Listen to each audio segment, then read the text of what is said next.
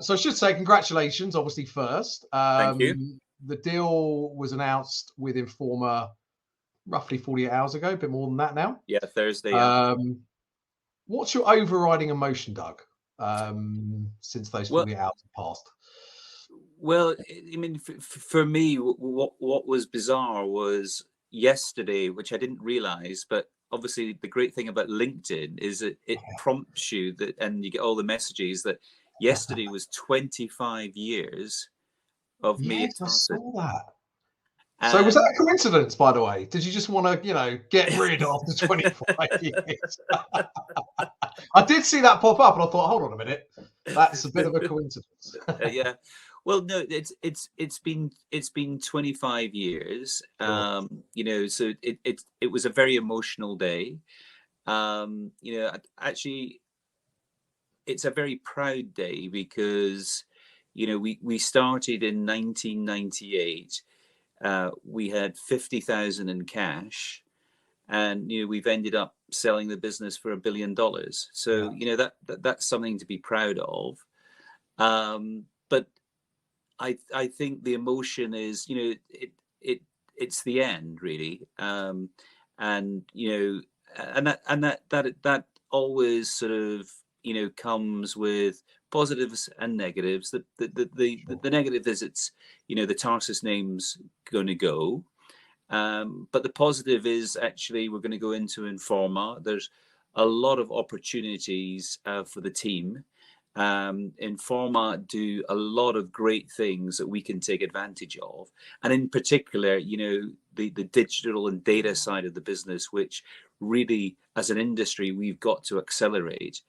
Informa by far is the leader, and while they might say they're only halfway up the hill, we're in the foothills, Sure. and that's what excites me is what this combination will do to accelerate our business. Sure, which we're going to come and talk about, but it will be remiss of me just to ask this question. So it's 1998. Tarsus is sort of a fledgling business. If someone had said to you back then, you know what, Doug, on your 25th anniversary of Tarsus, the business is going to be sold to a fantastic another business for just shy of $1 billion, what would you have said to that person? Well, I'd say they're obviously smoking something, but okay.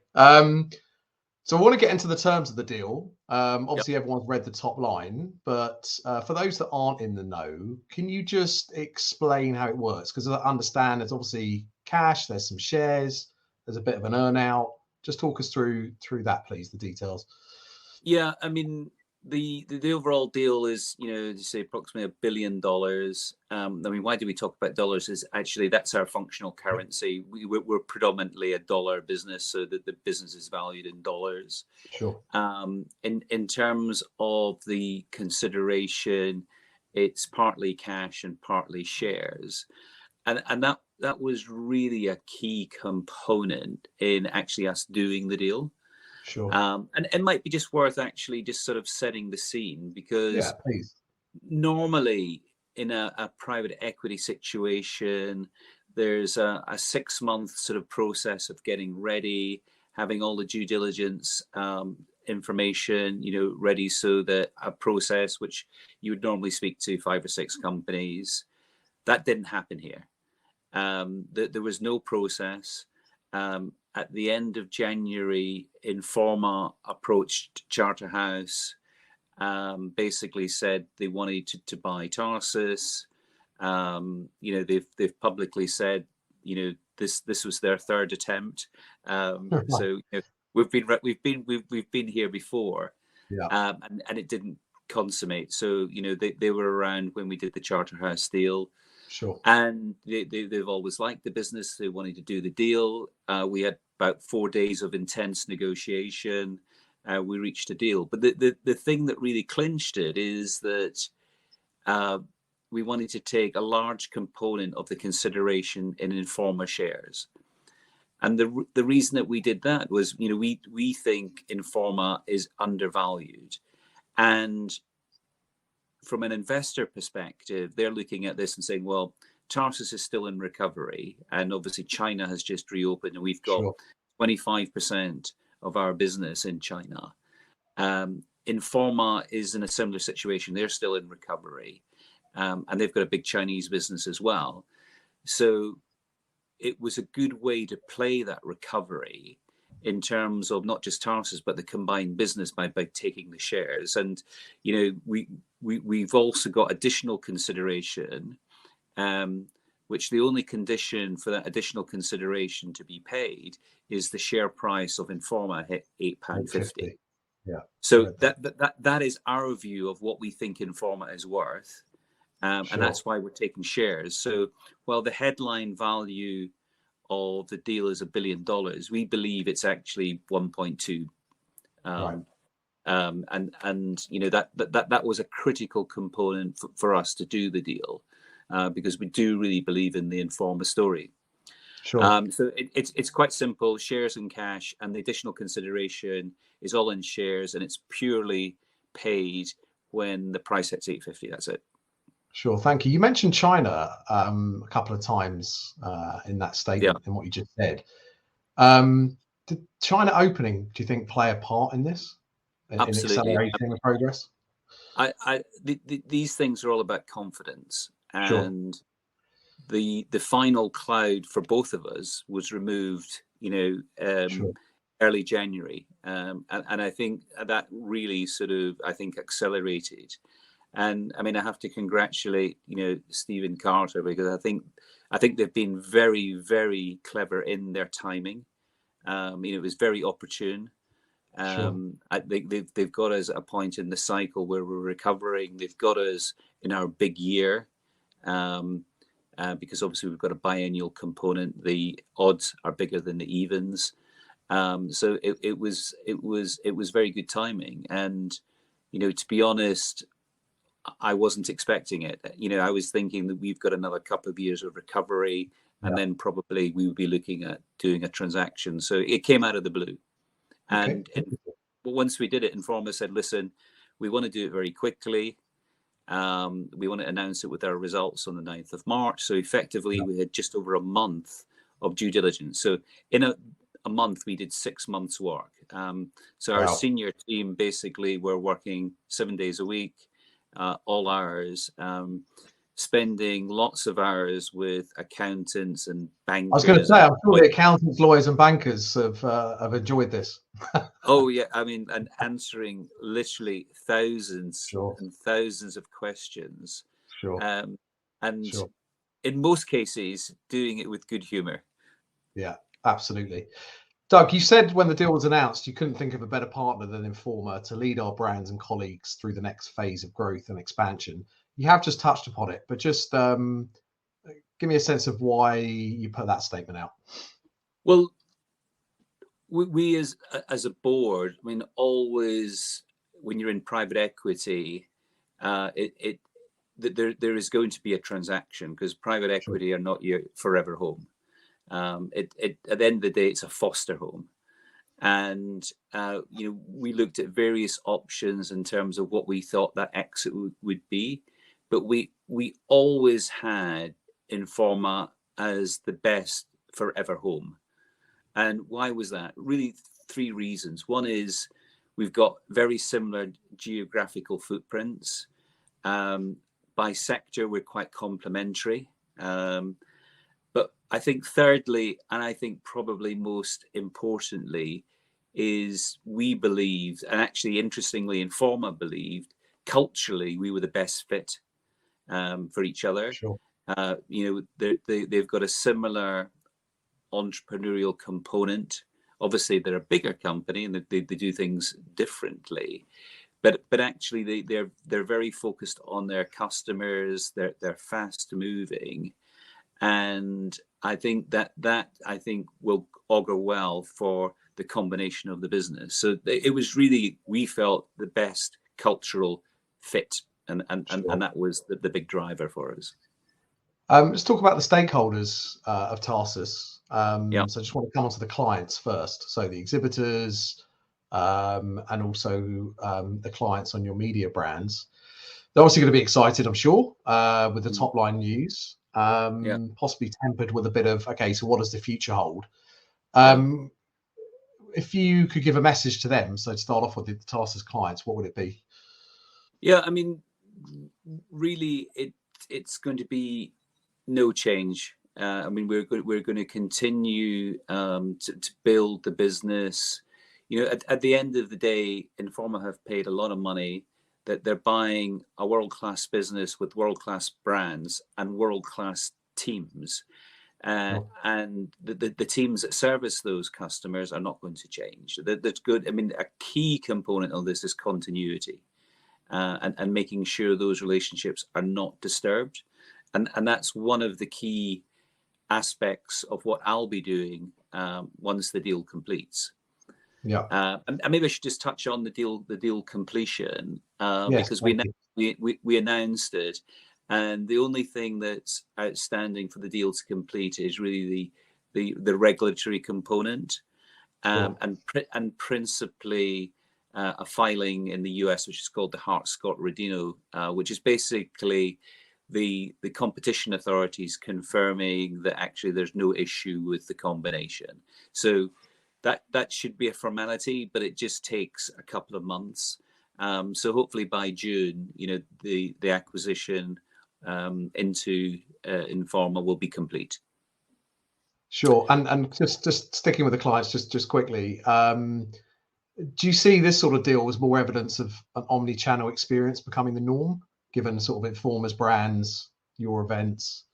I do, and I think, you know, and we've talked about this before, and you know, it's obviously been a debate within the industry now during the pandemic, is that, you know, we can't just provide the trade show. We've got to provide other services.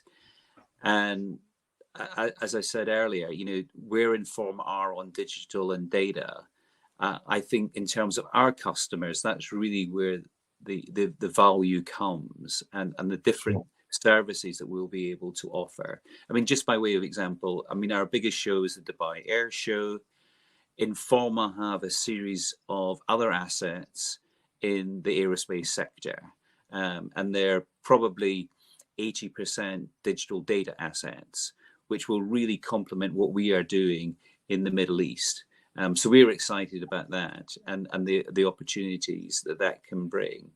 But also in the Middle East, Informa are really big and made a big push into Saudi Arabia. We're in the early stages of doing that. So that's something we can accelerate really quickly because our customers want to go there. So it's these types of advantages that we're going to get out of this transaction. You know, just, you know, their access and scale allows us to just move quicker.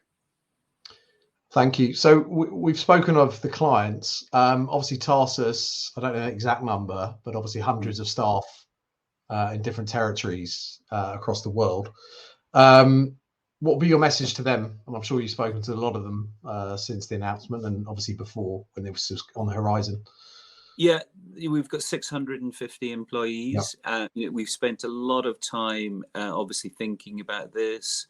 When we announced the deal, obviously, I sent a personal letter to each one of them, and Stephen Carter did as well. And then later that day, we had a town hall. We spoke to everybody, and we followed that up with some more communication. And then next week we will have another town hall, because I mean, people are getting a lot of information. They're getting it quickly. It's come as a shock to people, so they're not necessarily absorbing all of this. So we wanted to give them the weekend to think about it, and speak to their families and have questions. And then we'd have another town hall on Tuesday, and I've invited Stephen Carter along to talk about that, because a key component of, you know, a big change like this is what's it going to be like, and you know, we can talk about it, but the best person to talk about it is the leader of Informa, and so Stephen's coming along to talk about that and be very open and answer any questions that they've got. Sure. So the deal hopefully completes around sort of July. And then obviously in the statement that was announced, and you just referenced it, there's this combination program which takes the business through to Jan 24. Just explain a bit about that, please, and the stages. Well, I think the really positive part of our discussions with Informa was how they're going to approach the combination. I mean, they really understand that our business is more complicated than it looks. It's all about the people. It's all about relationships. And while you can do lots of due diligence and have lots of lawyers and accountants running around, I mean, great on spreadsheets, but actually that doesn't tell you about actually the relationships and what's important, what's not important. And what we've put together is really a 3-step process. The first one is it's really important, for the business to deliver this year. I mean, 85% of our profits are in the second half of the year. So, it's really important that the teams are focused with the customers to deliver the shows. And no one wants to do anything that's going to disturb that. So that's really important, that there's no disruption to the ongoing program. Secondly, it's all about what Informa are calling discovery. It's about getting into the business, understanding those relationships, speaking to the teams, and then coming up with the plan for the third bit, which is the combination. And the plan is that having spent 6 months, having gone through it as of 1st of January 24 next year, the Tarsus name will go, it will become part of Informa, and the businesses will combine, but it'll be done with knowledge and understanding, and the might be slower than people expect, because people expect big companies come in, it's bang wham, people out the door. But here it's been done, I think, very intelligently, very respectfully, and hopefully will give us the best outcome, and making sure that we get everything right. And my key job going forward with Informa is to make sure that the Tarsus business lands well within the organization, both from a customer perspective, but also from a people perspective. It's in everybody's interests for actually this to go well. And that's what I'm going to be focused on. Sure. So that would be your senior advisor role that was referenced in there. Yes, and as one of my friends kindly pointed out, at my age, being called senior something is not good. That's true. So you're going to see, as I understand it, then you're going to see it through to Jan 24, through this combination program phase. Yeah. What's then the future hold for Doug? Is it mojitos on the Copacabana, or what we're going to see more from you?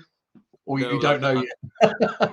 I'm not thinking that far ahead. I mean, it's obviously been quite an intense period. Yeah. I mean, I've got really 3 priorities short term. Firstly, obviously on my family. Secondly, and really importantly in terms of businesses, making sure, as I've said, that the Tarsus business lands well within Informa. Yeah. And then thirdly, I think I'll be able to achieve what has always been my ambition when I grew up, which is to become a full-time runner. Wow. Okay.